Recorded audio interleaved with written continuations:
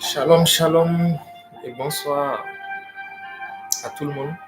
Nous allons dire le mot de la prière. Gloire à Dieu. Père, bon Père merveilleux, nous te bénissons, nous te rendons grâce pour ce moment. Nous te célébrons parce que tu nous as permis, Seigneur, de continuer à écouter, de continuer à méditer ta parole pendant ces jours.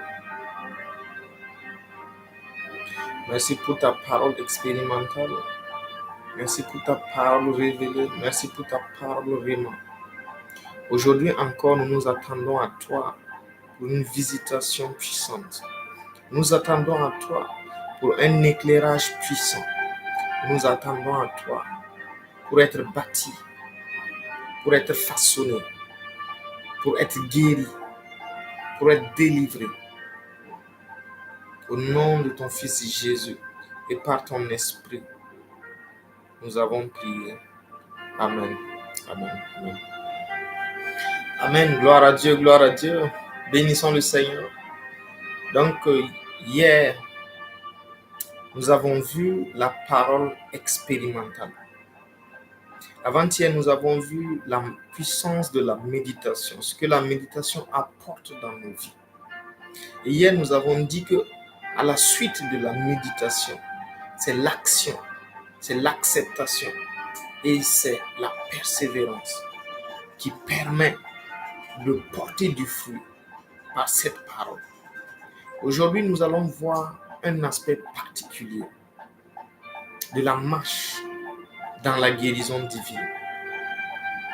C'est connaître et détruire les obstacles qui peuvent nous empêcher de marcher dans notre guérison.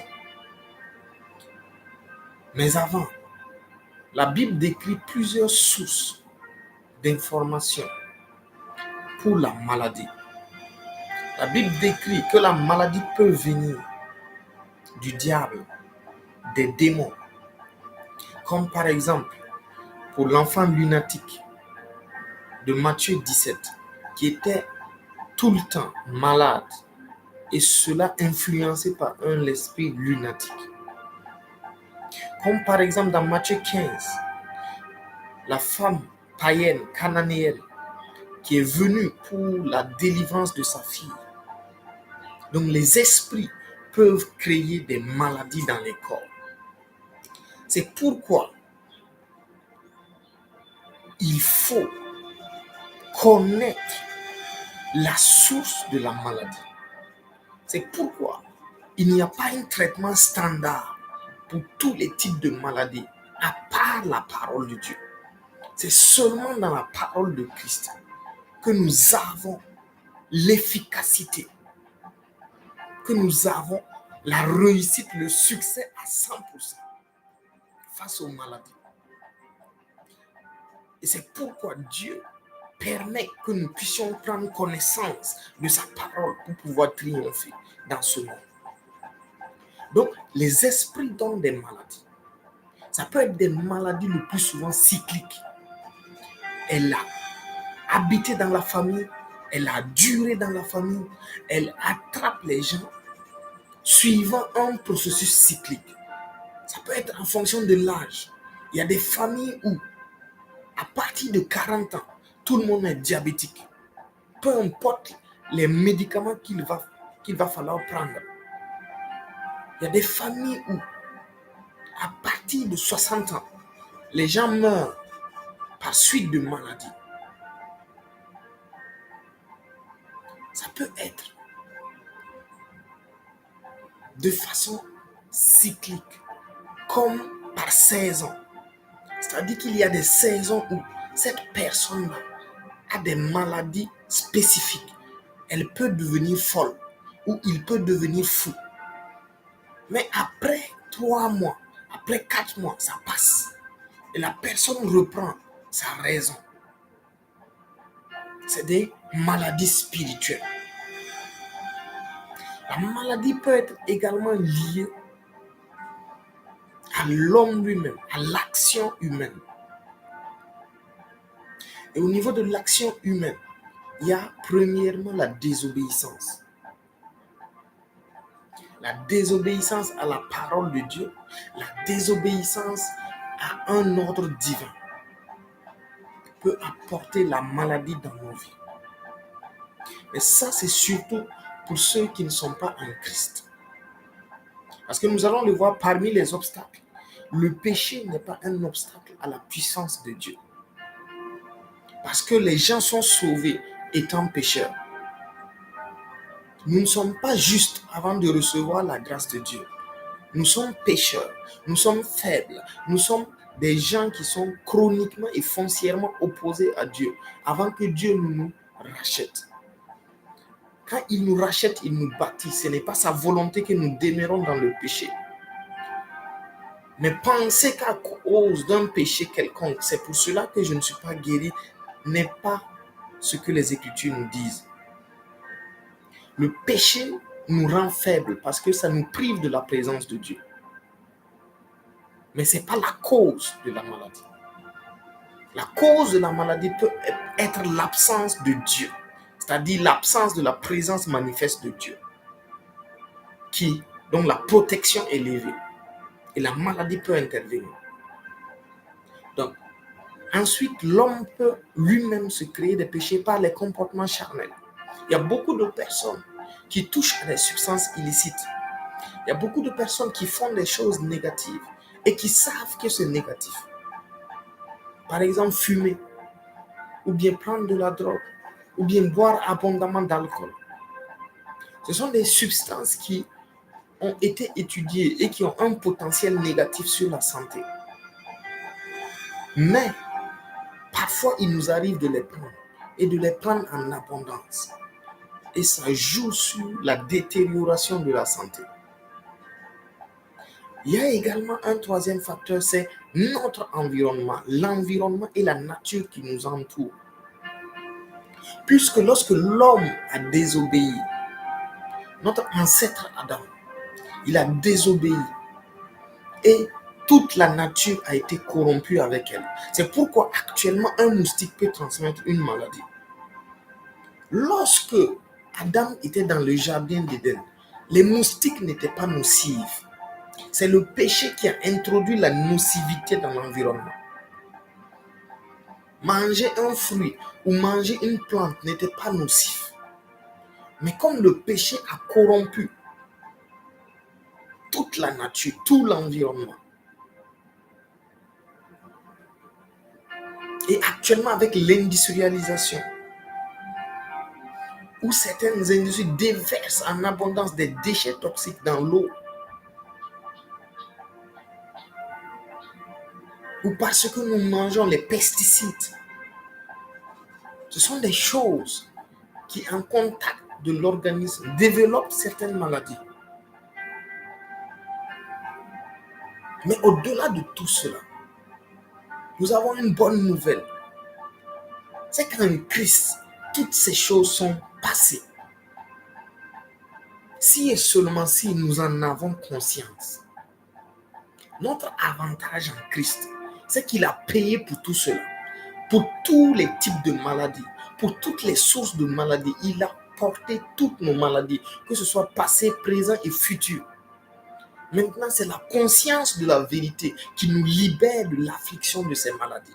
C'est pourquoi il a dit, vous connaîtrez la vérité et la vérité vous rendra libre.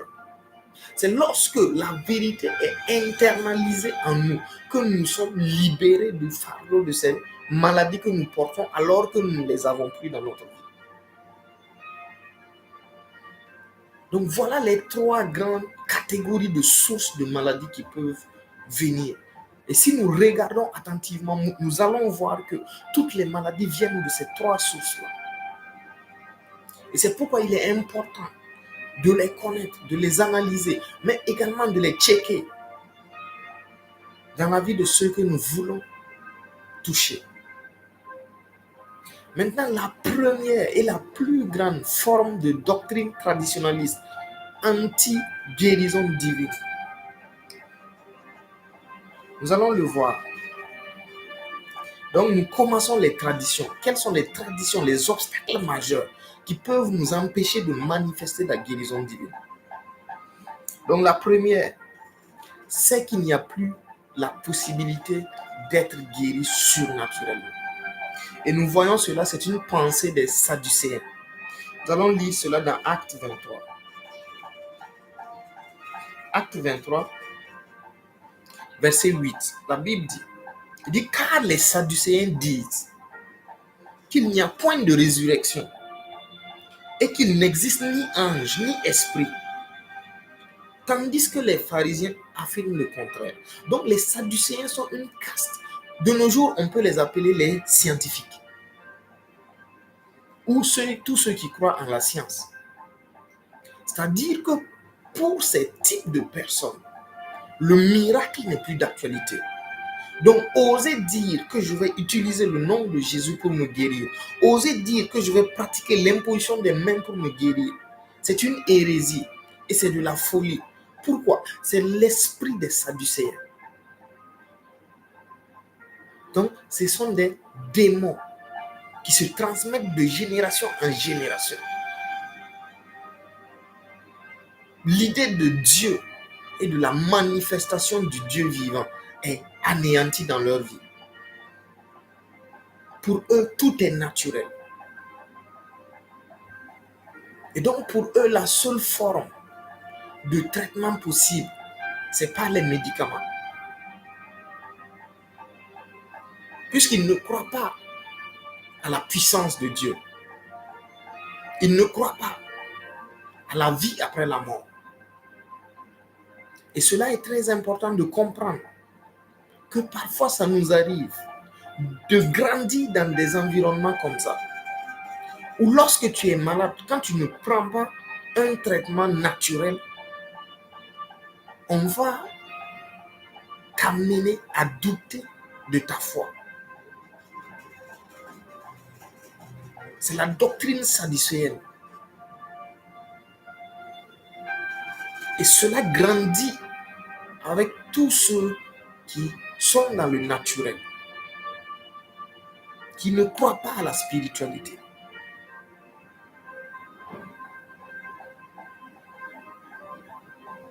Et vous allez voir que cette doctrine-là, parfois quand ça les dépasse, disent qu'ils n'ont pas encore trouvé le remède. Mais ils savent que par un autre moyen plus important que leur moyen, on peut guérir le problème. Mais ils ne l'accepteront pas.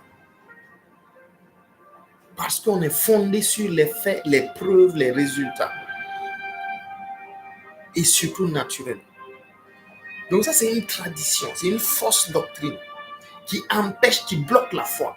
Nous voulons marcher par la foi. Nous voulons croire en la parole de guérison. Nous voulons croire que Christ a porté nos maladies. Nous voulons croire que, au nom de Jésus, quand j'impose les mains, les malades sont guéris. Et moi-même étant malade, je peux me guérir. Mais il y a une doctrine. Et parfois, elle peut être ancrée dans notre cœur, sans que nous sachions que nous ne croyons pas réellement à la puissance de Dieu. La Bible dit dans 1 Corinthiens 2, 1 Corinthiens 2, verset 5. Nous allons lire ça rapidement avant de revenir. Donc 1 Corinthiens 2, verset 5, c'est l'apôtre Paul qui s'exprime et qui a remarqué quelque chose de très important. Il dit, et ma parole et ma prédication ne reposaient pas sur les discours persuasifs de la sagesse, mais sur une démonstration d'esprit et de puissance. Il y a la possibilité, parce qu'il continue, il dit, afin que votre foi fût fondée, non sur la sagesse des hommes, mais sur la puissance de Dieu. Il y a la possibilité que notre foi soit fondée sur quelque chose de naturel. Et nous n'avons même pas conscience de ça. Parce que les Sadducéens étaient une classe de religieux à l'époque juive. Ça veut dire que quand même, ils avaient une certaine réalité, une certaine importance. Donc, mais comment se fait-il que des religieux ne croient pas en la puissance de Dieu, mais croient en la sagesse humaine? Donc c'est une doctrine qui empêche parfois la manifestation de la guérison divine. Et c'est dans la prière en langue que nous détruisons cela. Lorsque nous prions et nous proclamons la parole, cette doctrine-là peut être révélée. Et lorsque la doctrine est révélée, nous pouvons l'anéantir. Nous pouvons nous repentir. Nous pouvons revoir ce qu'il faut corriger.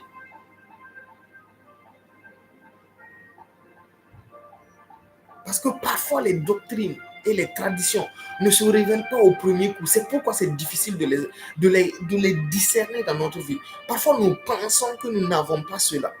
Jusqu'à ce que nous décidons de marcher par la foi. Et c'est en ce moment que nous allons nous rendre compte qu'il y a des blocages qui sont à l'intérieur de nous, pas au dehors. Donc la deuxième grande doctrine, c'est la doctrine qui dit que tout le monde doit tomber malade. Et le plus souvent, nous nous basons sur 2 Corinthiens 12, verset 7.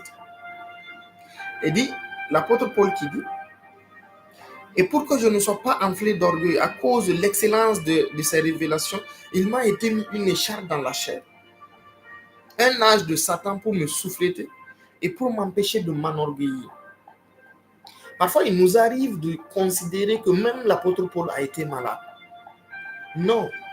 Ce verset dit qu'il y a un ange de Satan qui avait été mis pour l'empêcher de s'enorgueillir. Nous ne savons pas quelle infirmité il s'agit. Il n'est pas écrit que c'est une maladie. Parce que la doctrine de tout le monde tombe malade, c'est la doctrine humaine.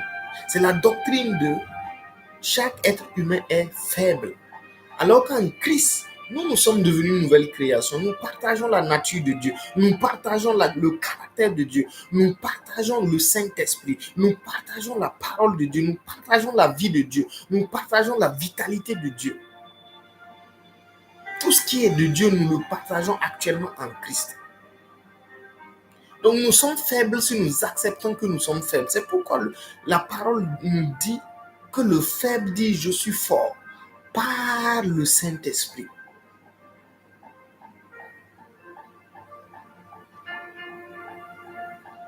Actuellement, Christ a porté nos maladies. Reconnaître que je dois au moins une fois par an ou bien une fois en passant tomber malade est une fausse doctrine. En Christ, c'est tomber malade même qui a un problème. C'est quand on tombe malade qu'on doit checker pour voir qu'est-ce qui ne va pas avec ma relation avec Dieu.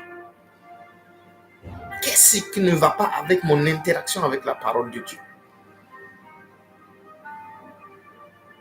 Ne me suis-je pas séparé de Dieu?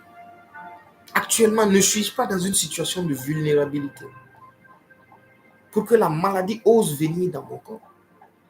Ou est-ce une épreuve de foi que Satan m'envoie?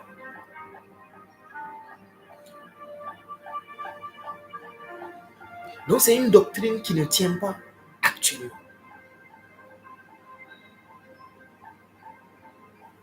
Parce que par ces meurtrissures, nous avons la guérison. La troisième fausse doctrine. Dieu punit le chrétien.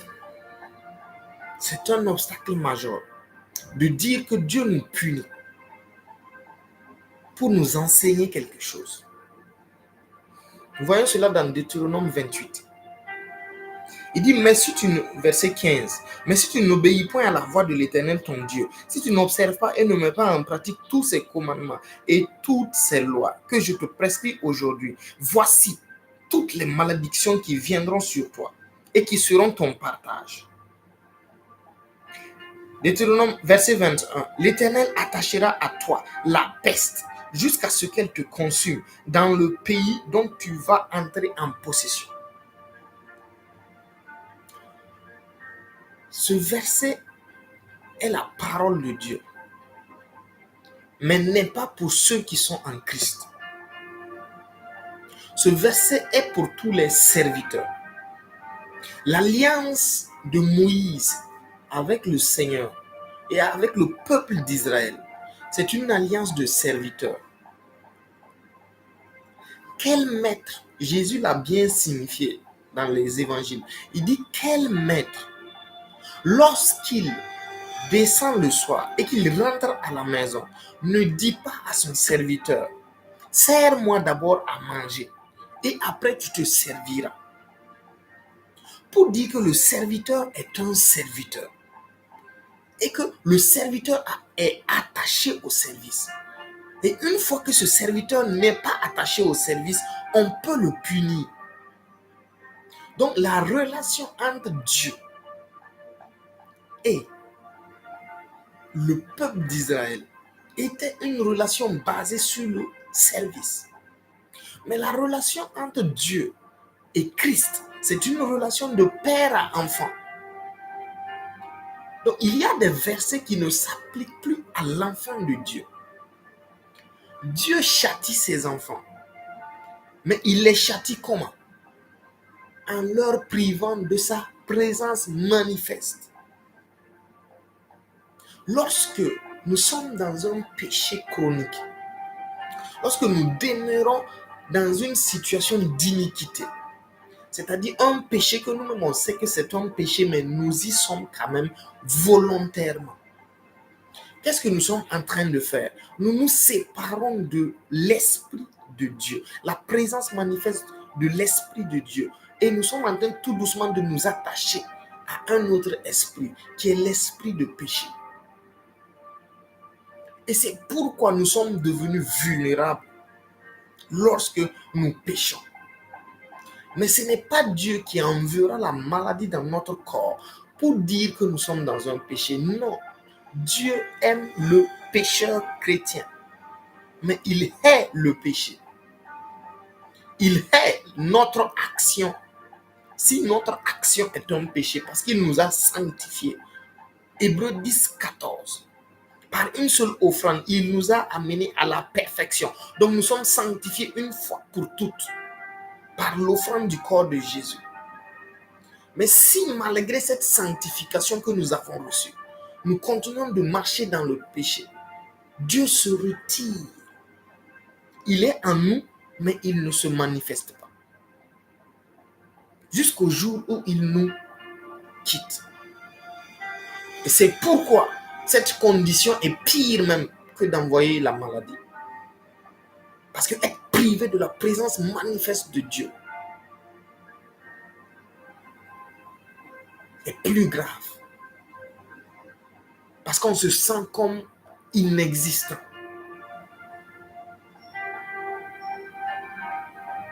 On se sent tellement inutile sans Dieu. Donc le péché ou la désobéissance ne permettra pas à Dieu d'envoyer la maladie dans nos vies, non. Mais cela peut bloquer la puissance de Dieu. Parce que la puissance de Dieu se fait et s'opère dans la sanctification. C'est pourquoi dans Jean 9, l'aveugle a dit, Dieu exauce-t-il le pécheur? Puisque Jésus a pu me guérir de mes yeux qui étaient aveugles, n'est-il pas de Dieu? S'il n'était pas de Dieu, pourrait-il faire un miracle pareil? C'est ce que l'aveugle a dit à tous ceux qui étaient venus le questionner et qui remettaient en cause l'autorité de Jésus, qui remettaient en cause l'origine divine de Jésus. Donc, dans la sanctification, la puissance de Dieu s'opère beaucoup plus facilement. Mais lorsqu'il y a un péché, cette puissance est bloquée parce qu'elle ne peut pas s'opérer. Mais certainement, Dieu ne nous enverra pas une infirmité quelconque ou une maladie quelconque pour nous punir d'un péché ou d'une désobéissance que nous aurions faite. Non, ce n'est pas dans sa nature de châtier par les œuvres du diable ses enfants. Parce que la maladie, c'est une œuvre du diable. Acte 10, 38 nous dit, Dieu a oint de Saint-Esprit et de force Jésus de Nazareth qui allait de lieu en lieu, guérissant tous ceux qui étaient sous l'empire du diable et faisant du bien. Donc, si la maladie, le Christ lui-même devait délivrer les gens de la maladie parce que c'était une œuvre démoniaque, une œuvre diabolique, Dieu qui est saint, qui est juste, ne peut pas l'envoyer à ses enfants. Parce qu'il y a beaucoup d'entre nous qui croyons que s'il y a une maladie dans notre corps, cela signifie forcément que Dieu est mécontent de nous et qu'il a envoyé la maladie pour nous punir ou pour nous faire comprendre que nous sommes dans une désobéissance. Ce n'est pas biblique. Il n'y a aucune écriture dans la Bible qui peut attester cela. Mais la Bible dit qu'aucune tentation ne nous est survenue qui n'ait été humaine. Et Dieu ne permettra pas que nous soyons tentés au-delà de nos forces. Mais avec la tentation, il préparera aussi le moyen d'en sortir. Qu'est-ce que cela veut dire? La tentation, qui peut être la maladie, vient du diable. C'est lui le tentateur. La tentation peut venir dans notre vie. Ça veut dire que Satan peut envoyer une maladie dans notre vie. Et Dieu peut permettre, autoriser que la maladie vienne dans notre vie. Mais tout en préparant le moyen pour nous de vaincre. Pourquoi? Parce que le Seigneur veut que nous grandissons. Bon, nous sommes en train de parler et d'être enseignés sur la guérison divine ou comment se soigner avec la parole de Dieu. Bon, si on imagine que dans les 6 derniers mois, nous n'avons pas été malades, comment nous allons pratiquer la parole que nous sommes en train d'enseigner? Donc, si la maladie vient, elle ne vient pas de Dieu, mais Dieu peut autoriser cette maladie-là pour que nous, le moyen qu'il a mis en nous, pour que nous puissions vaincre ça là. Parce que lorsque nous vainquons, nous grandissons, nous croissons, nous passons de stature en stature. Parce qu'il veut nous transformer en l'image de son Fils. Donc, il faut des épreuves pour que nous soyons à l'image de son Fils. C'est pourquoi Jésus devait souffrir. C'est pourquoi Jésus devait se donner à la croix. C'était une étape obligatoire. De la même manière, nous avons des tentations, des épreuves, des tribulations qui vont venir dans notre vie. Maintenant, ici, la doctrine, la tradition, c'est de croire que ça vient de Dieu. Non, ça ne vient pas de Dieu. Mais Dieu est là pour nous aider à vaincre cela. Dieu est en train de préparer la solution en nous. Et donc, lorsque la maladie vient, la solution est déjà là. Donc, c'est à nous maintenant de prendre possession de cette solution-là et d'anéantir l'épreuve. Alléluia. C'est comme ça que le Seigneur fonctionne. Il prépare ses enfants. Et il leur donne la victoire. Parce qu'il veut que nous régnions avec lui. Lui, il a déjà vaincu. Lui, il a déjà dépouillé les dominations. Il a déjà dépouillé les autorités. Il a dépouillé toute la puissance des ténèbres et il les a vaincus. Maintenant, c'est à nous de les vaincre et de vaincre tout ce qu'ils envoient dans nos vies. C'est la réalité de la parole de Christ. C'est la réalité de la croissance spirituelle. Donc cette doctrine, elle est enlevée lorsque nous regardons à la bonté de Dieu. Cette fausse tradition. Lorsque nous imaginons et que nous sondons les Écritures pour voir la nature de Dieu. Dieu est amour. Peut-il envoyer la maladie pour me punir ou bien pour m'éduquer? Non. À cause de son amour qui ne fait pas de mal, son amour dans lequel même il n'y a pas de chagrin, pas de peur, pas de souffrance. Va-t-il envoyer la souffrance dans ma vie pour moi? Non. Donc, lorsque nous asseyons, que nous méditons sur le caractère de Dieu, sur les fruits du Saint-Esprit, nous regardons que dans les fruits du Saint-Esprit, il n'y a pas maladie dedans. Il y a la paix, il y a la joie, il y a l'amour, il y a la bonté, il y a la bénignité, il y a la patience, il y a tout sauf la maladie. Il y en a 16. mais il n'y a pas maladie dedans. Donc si dans le caractère même de Dieu, il n'y a pas une œuvre, comment pouvons-nous attribuer une œuvre à Dieu qui ne se trouve pas dans son ADN? Parce que nous devenons ce que nous avons ou ce que nous avons consommé ou ce que nous sommes. Donc, on ne peut pas être ce qu'on n'a pas. On a et on est. Donc, si Dieu n'a pas de caractère maladie, mais comment peut-il envoyer la maladie? Non. Dieu autorise, c'est un juge. Dieu peut juger. Nous sommes arrivés à une étape où nous avons besoin d'expérimenter la parole de guérison. Nous avons besoin de nous soigner dans un domaine particulier de la parole. Il peut autoriser, il est temps qu'un palu vienne te secouer pour voir. Et en ce moment, la réponse est déjà en nous. Nous prenons cela et nous terrassons nos épreuves, nous terrassons nos tribulations. Alléluia. Donc, troisième fausse doctrine ou troisième tradition qui est très répandue dans nos cœurs parfois et qui peut empêcher la manifestation de la guérison divine, c'est: il y a déjà tout à ma disposition, pas besoin d'utiliser la foi. Il y a déjà des médicaments, il y a déjà des plantes, il y a déjà des moyens qui sont disponibles. Pourquoi moi, en étant malade, je vais me priver des médicaments et me focaliser sur la foi pour être guéri? La Bible dit dans le livre de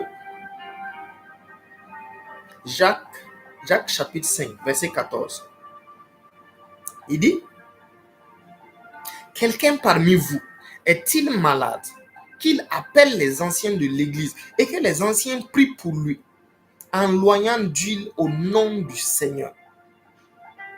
La prière de la foi guérira le malade. Même si la maladie vient dans notre vie, le moyen spécifique que le Seigneur prend plaisir à nous voir utiliser, c'est la foi. Et nous avons vu 5 moyens que nous allons revoir dans d'autres vidéos par lesquels nous pouvons obtenir notre guérison, par lesquels nous pouvons nous soigner. La volonté spécifique pour l'Église, la volonté spécifique pour chaque personne ayant reçu Jésus, c'est qu'il soit soigné, non pas avec d'autres moyens, mais avec le nom du Seigneur et avec les moyens décrits dans la Bible. Il dit qu'il s'adresse aux anciens de l'Église et que les anciens de l'Église prient avec foi sur lui. La prière de la foi sauvera le malade. Le malade va être guéri et le malade va retourner à son occupation. C'est la volonté parfaite de Dieu. C'est le standard divin pour chacun de nous.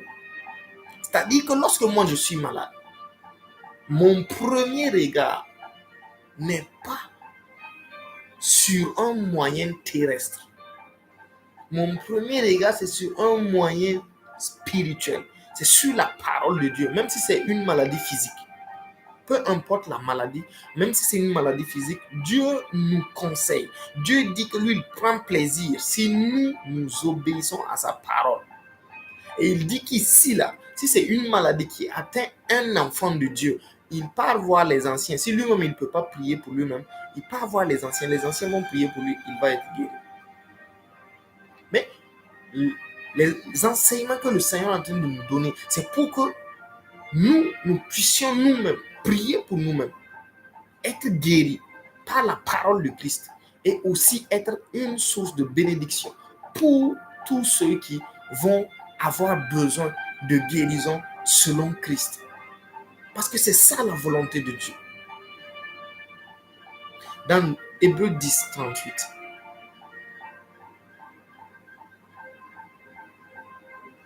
il dit: et mon juste vivra par la foi. Mais s'il se retire, mon âme ne prend pas plaisir en lui. Mon juste vivra par la foi. Ça veut dire qu'à chaque jour de notre vie, nous devons vivre par la foi. Et une fois que nous n'avons pas marché selon la foi dans un domaine spécifique, Dieu dit que son âme ne prend pas plaisir en nous. Alors que nous sommes dans une phase de transition où nous allons aller aux noces de l'agneau. Nous sommes en train de préparer les noces de l'agneau.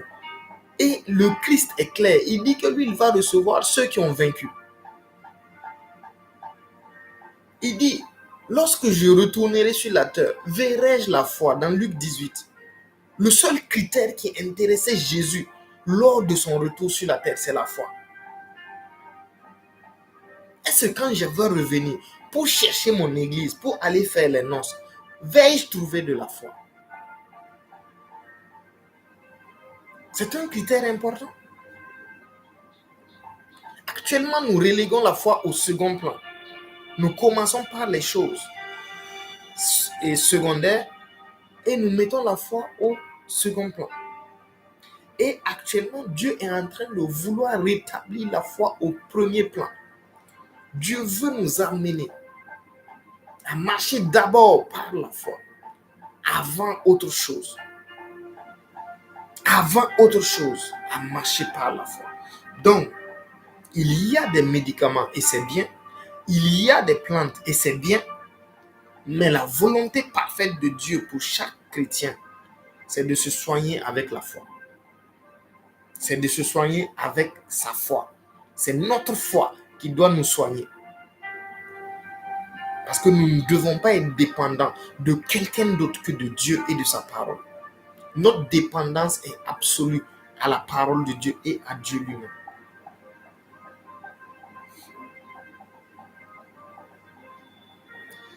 Cinquième tradition, fausse doctrine, que nous voyons souvent.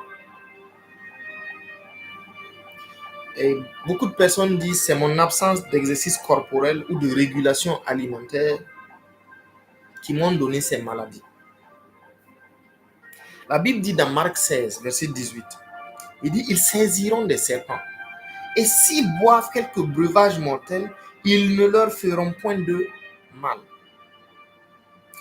Donc, si nous buvons quelques breuvages mortels, le breuvage est jugé mortel. Mais pour nous, ça ne fera pas de mal. Est-ce que c'est en ne faisant pas le sport que nous allons tomber malades? Non. Il est important de faire le sport. Mais nous, chrétiens, nous ne faisons pas le sport pour ne pas tomber malade. Nous ne décidons pas de ne pas manger le sucre pour ne pas tomber malade. Parce que dans l'amour, il n'y a pas de crainte. On dit l'amour de Dieu bannit la crainte. Toute action que nous posons dans la crainte n'est pas dans l'amour de Dieu. Si je décide de ne pas prendre du sucre, je ne veux pas prendre du sucre. Mais ce n'est pas parce que j'ai entendu que quelqu'un dit que le sucre donne le diabète et qu'à cause de ça, je décide de m'en priver. C'est-à-dire que mon action n'est pas une action de foi. Mon action est basée sur les traditions des hommes, est basée sur la sagesse humaine.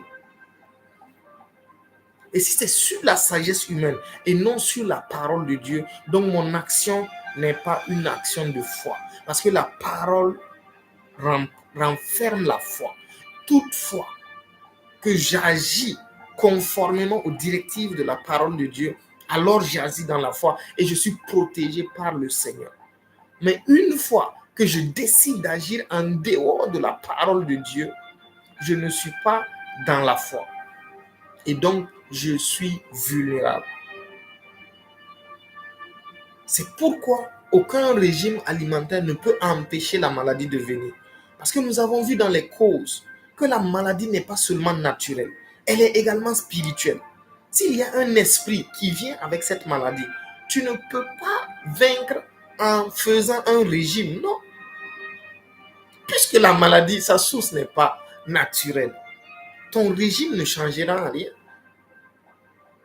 C'est pourquoi nous pouvons avoir Christ en nous, nous pouvons avoir Dieu en nous, mais quand même être malade, avoir des maladies chroniques comme le diabète, l'hypertension artérielle, comme des cancers.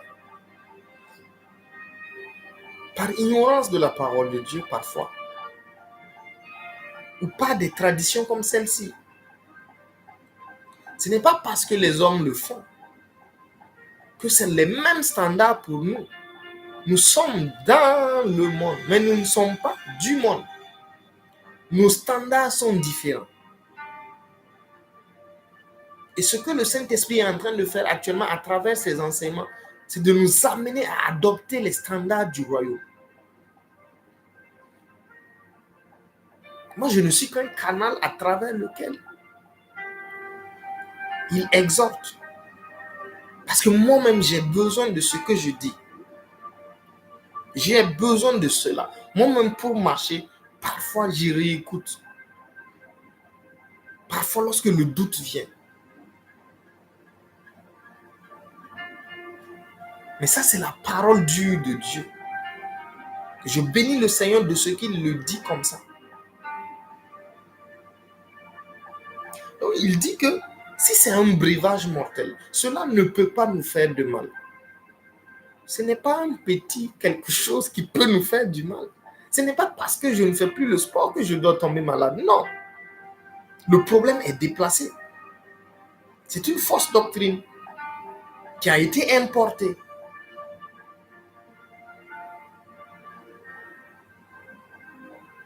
C'est pas parce que je mange trop gras que je dois tomber malade. Bien que manger trop gras, c'est pas bien parce que ça va donner du poids, mais c'est pas parce que je suis en forme que je dois être malade. Non, il y a beaucoup de personnes qui sont obèses, mais qui ne sont pas malades. C'est leur forme.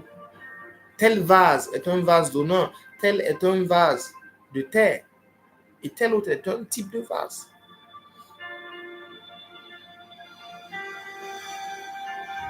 Donc, le Seigneur est en train de détruire nos traditions, c'est-à-dire la sagesse humaine importée.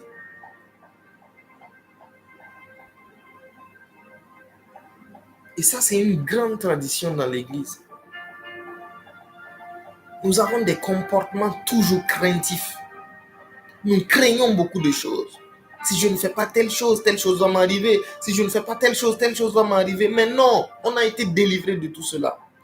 Le Seigneur nous a délivrés de tout cela. Il nous a délivrés des maladies. Nous ne pouvons même plus les avoir, n'en parlons même pas. Les craindre. Mais il faut que nous parvenions à la conscience de cela. Il faut que nous réalisons cela. C'est une grosse tradition de réaliser cela. Que Jésus a déjà payé le prix. Pour que nous n'ayons plus à souffrir. Pour que nous ne soyons plus esclaves. Parce que le but de cette tradition-là, que Satan laisse pénétrer dans l'Église, c'est de nous rendre esclaves.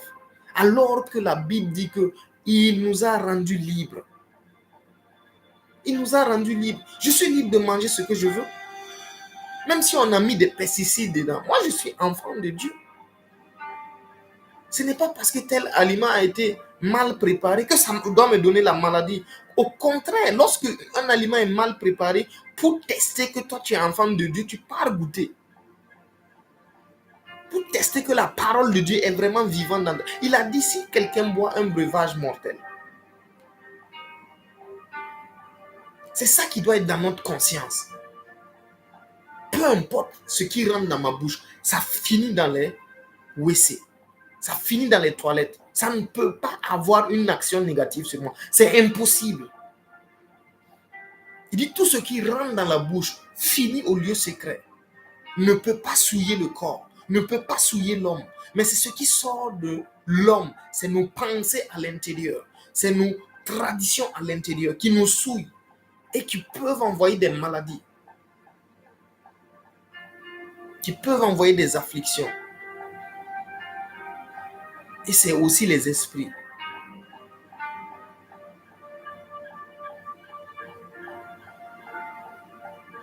Mais c'est de s'asseoir avec ça et de conscientiser cela.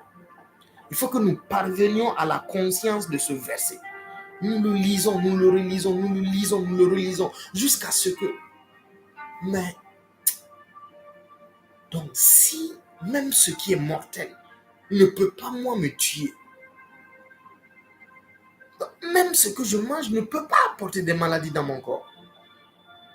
Sauf si j'ai accepté qu'elles le peuvent.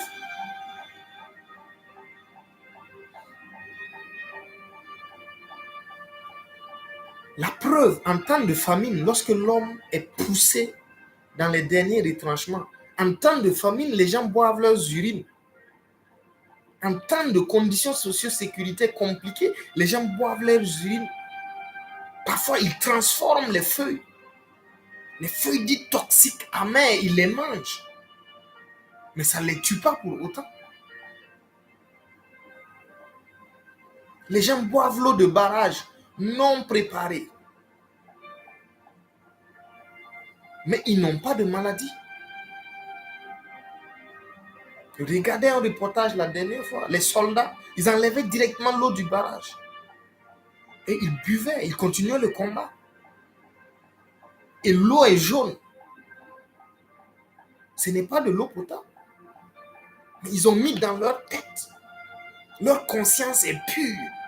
Leur conscience est délivrée de toute tradition. Ils savent que cette eau-là, ça ne peut que me donner la force d'avancer. Ce n'est pas maladie.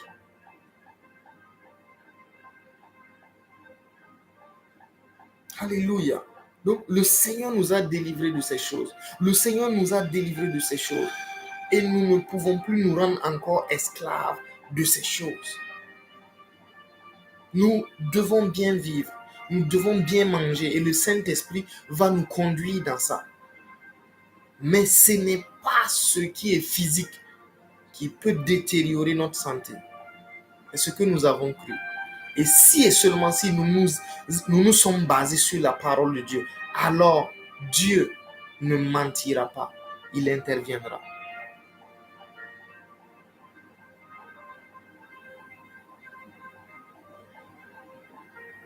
La Bible dit, également une autre tradition, une sixième tradition. Si les symptômes sont là, la maladie est là. Les symptômes ne veulent pas dire forcément la maladie. Non. J'ai mal à la tête ne veut pas dire que j'ai une maladie. C'est très important. Les symptômes ne sont pas l'absence de maladie, comme la maladie n'est pas l'absence de symptômes. Mais en Christ, comme je le disais, on peut être affligé par une épreuve, mais ça ne veut pas dire que nous portons l'épreuve.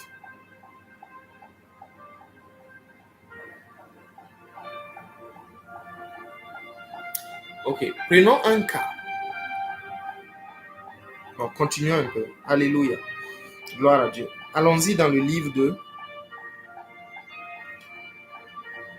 Jean chapitre 3, verset 31. La Bible dit, celui qui vient d'en haut est au-dessus de tous. Et celui qui est de la terre est de la terre. Et il parle comme étant de la terre. Donc, dans le cas où je suis de la terre, dans le cas où je suis terrestre, dans le cas où que je fonctionne comme la sagesse humaine, qu'est-ce qui va se passer? Je peux voir les symptômes comme étant des maladies. Parce que je fonctionne comme les gens de ce monde. Parce que dans ce monde où je suis, si j'ai de la fièvre, ça veut dire que je suis malade. Alors que nous sommes d'en haut, est-ce que la fièvre veut dire maladie au ciel? Est-ce que les maux de tête veulent dire maladie? Non. Je peux beaucoup travailler, avoir des maux de tête qui ne sont pas pathologiques. Donc, symptôme n'est pas égal à maladie. Un symptôme peut renvoyer à une attaque de maladie, mais tous les symptômes ne sont pas des maladies. Et parfois, parce qu'il y a des symptômes, cela peut apporter la peur, de telle sorte que on s'imagine beaucoup de maladies liées à ces symptômes, alors qu'il n'y a rien.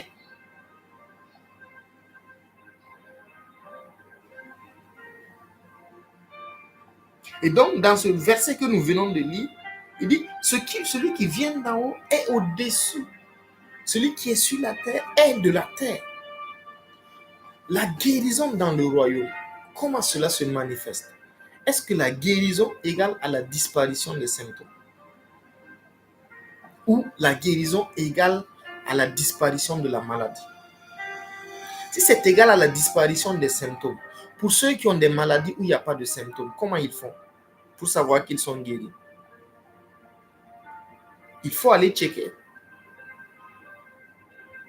Donc, c'est également une tradition que de dire que parce que mon nez coule, je suis enrhumé. Ce n'est pas parce que mon nez coule que je suis enrhumé. J'ai dormi sous le ventilo. Je suis sorti sous la poussière. Où j'ai senti quelque chose que je n'aime pas. Et ça a irrité mes fosses nasales. Et le nez coule. Est-ce que cela veut dire que je suis malade? Non. Donc, tout symptôme n'est pas égal à maladie. Il y a des maladies. Il y a des symptômes de maladie. Mais la doctrine et la fausse doctrine, c'est de croire que lorsque quelque part me fait mal, c'est que je suis malade. Non. C'est qu'il y a une maladie. Non. Ça, c'est une fausse doctrine que nous devons arrêter. Et c'est pourquoi fréquemment, nous pouvons faire des recours inutiles au centre de santé. Il est bien d'aller au centre de santé si notre foi n'est pas encore aguerrie pour prendre possession de notre santé en Christ par la foi. Il est bien de consulter tôt. Mais si nous sommes dans le cas où nous sommes en train d'expérimenter la parole de Dieu, nous devons arriver au point où nous n'allons plus considérer les symptômes, mais considérer la parole de Dieu. Et cela même si nous allons jeûner et prier. Parce que parfois, lorsque nous sommes lourds, nous n'arrivons pas à nous focaliser sur la parole de Dieu. C'est pourquoi il est conseillé dans ces temps-là, quand nous voyons que ce que nous croyons, c'est que la parole est vraie. Mais ce qui se passe dans nos vies, c'est que nous regardons toujours les symptômes. Ça veut dire que l'obstacle, c'est la chair. Et nous pouvons le lire dans Romains 7. Rapidement, nous allons aller dans Romains 7. Romains 7. Quand il y a un déphasage entre ce que je crois et les résultats, ça veut dire que quelque part, il y a un obstacle. Et cet obstacle, le plus souvent, c'est la chair. Et donc, il faut l'anéantir. Donc, il dit, ce qui est bon, a-t-il été pour moi, au verset 13, a-t-il été pour moi une cause de mort? Loin de là. Mais c'est le péché, afin que cela se manifestât comme péché, en me donnant la mort par ce qui est bon, et que par le commandement, il devint condamnable au plus haut point. Donc, on continue jusqu'au verset 20, jusqu'au verset 23. Il dit, mais je vois dans mes membres une autre loi qui lutte contre la loi de mon entendement, qui me rend captif de la loi du péché et qui est dans mes membres. Donc, lorsque je sais que Christ m'a guéri de mes maladies, mais mon regard est tourné vers les symptômes. Mon regard est tourné vers mes afflictions. Mon regard n'est pas tourné sur la parole de Dieu. Mon regard n'est pas tourné sur l'œuvre de la croix. Il me faut humilier ma chair par le jeûne et la prière. Il me faut décider de priver ma chair de sa source. Pourquoi? Parce qu'il est un blocage en ce moment. La chair que nous portons peut être un blocage à la manifestation de la guérison divine ou à la manifestation de la foi que nous avons sur la parole de guérison. Et c'est en ce moment que Jésus a dit dans Matthieu 17, 21, il dit, il faut jeûner. Cette sorte d'incrédulité ne sort que par la prière et le jeûne. Nous verrons l'incrédulité et l'ignorance plus tard. Mais aujourd'hui, les traditions. Donc, si nous voyons qu'il y a un déphasage et que nous sommes toujours focalisés sur les symptômes, ça veut dire que la chair parle et que la chair est très, très, très élevée. C'est-à-dire qu'actuellement, la chair a pris le dessus sur l'esprit. C'est pourquoi ce n'est pas la parole de Dieu que nous regardons, mais la chair. Et donc, en jeûnant et en priant, nous rétablissons l'équilibre. Alléluia. Gloire à Dieu. Donc ça, c'est pour détruire la tradition qui met les symptômes au-dessus de la parole de Dieu. Alléluia. Donc nous sommes en train de tirer vers la fin. Donc il est important de reconnaître un 6e obstacle. Bon, un 7e. Il faut une grande foi pour marcher dans la guérison divine. Non. C'est également une fausse doctrine. Il ne faut pas une grande foi pour conquérir sa santé en Christ, pour marcher par la foi chaque jour quant à ce qui concerne sa santé. Il ne faut pas une grande foi, mais il faut la foi. Et cette foi-là, nous l'avons reçue lorsque Christ est venu en nous. Il est l'initiateur et il est celui qui perfectionne notre foi. Il est le chef et le consommateur. C'est ce que cela veut dire. Il est l'initiateur. Donc c'est lui qui nous donne une mesure de foi. Et c'est lui qui la perfectionne, qui l'affermit, qui la développe au fur et à mesure. Mais dès que nous avons reçu la mesure de foi, en naissant de nouveau, nous avons la capacité de marcher dans les réalités de la guérison et de la santé divine. Seulement ici et seulement si nous sommes enseignés, nous sommes coachés, nous sommes remplis de la parole de guérison, remplis de la parole de santé divine. Si nous sommes remplis, nous pouvons marcher même à la nouvelle naissance. Nous n'avons pas besoin d'une grande foi. Alléluia. 2 Pierre 1, verset 1. La Bible dit: Simon Pierre, serviteur et apôtre de Jésus-Christ, à ceux qui ont reçu en partage une foi de même prix que la nôtre, par la justice de notre Dieu et du Sauveur Jésus. Donc, Simon, l'apôtre, nous rappelle que nous avons tous reçu la même foi. Et cette foi que nous avons reçue, c'est le même prix. C'est-à-dire c'est la même valeur, c'est la même qualité, c'est la même consistance, c'est la même fermeté, c'est la foi de Dieu. Et une fois que nous avons reçu cette foi, nous devons et nous pouvons triompher de toute adversité sur cette terre. Alléluia.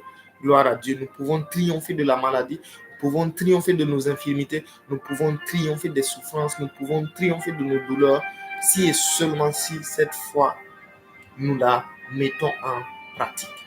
Alléluia. Donc, gloire à Dieu, nous avons reçu la foi de Dieu et cette foi marche et nous n'avons pas besoin d'une autre foi. La foi dont nous avons besoin pour marcher dans la santé divine est déjà en nous. Tout ce qu'il nous faut, c'est grandir dans la connaissance de cela. Parce que plus nous grandissons dans la connaissance de toutes les spécificités concernant la santé et la guérison divine, mieux c'est et mieux nous manifestons. Par cette vérité que nous acquérons, nous devenons et nous marchons et plus facilement nous glorifions le Seigneur et nous nous disposons à sa rencontre dans les jours à venir, dans les mois à venir, dans les années à venir. Donc chaque jour, le Seigneur, dans sa volonté parfaite, veut que nous marchions par la foi. Alors je prie au nom de Jésus que tout obstacle, toute tradition qui était dans ta vie soit anéantie et que le Seigneur remplace cette tradition par sa parole, par sa lumière, par sa vérité triomphante, afin que la victoire sur les maladies, ta victoire sur les épreuves, ta victoire sur les tribulations, ta victoire sur les douleurs, ta victoire sur les infirmités qui vont attaquer ton corps, que cela soit une réalité au nom de Jésus. Que tu marches de victoire en victoire dans l'expérimentation de la parole de guérison et de santé divine au nom de Jésus. Et que le Seigneur te fortifie, te donne la grâce de pouvoir demeurer dans le lieu secret pour pouvoir détruire tous ces obstacles qui n'ont même pas été cités ici, mais qui demeurent dans ta vie pour la gloire de son Saint-Nom. Que cette grâce vienne dans ta vie. et je détruis toute infirmité dans ton corps. Je détruis toute maladie dans ton corps. Je détruis toute douleur dans ton corps. Je détruis toute infection dans ton corps. Je détruis tout cancer dans ton corps. Au nom de Jésus, je déclare que par la puissance du Saint-Esprit, tu es libéré de toute affliction spirituelle, toute affliction démoniaque. Tu es libéré de cela. Au nom de Jésus, je proclame ta restauration. Je proclame ta guérison. Je proclame la santé parfaite dans ton corps. Au nom de Jésus, tu reçois cela et tu rentres dans la bénédiction de cela. Au nom de Jésus. Shalom, shalom et à demain.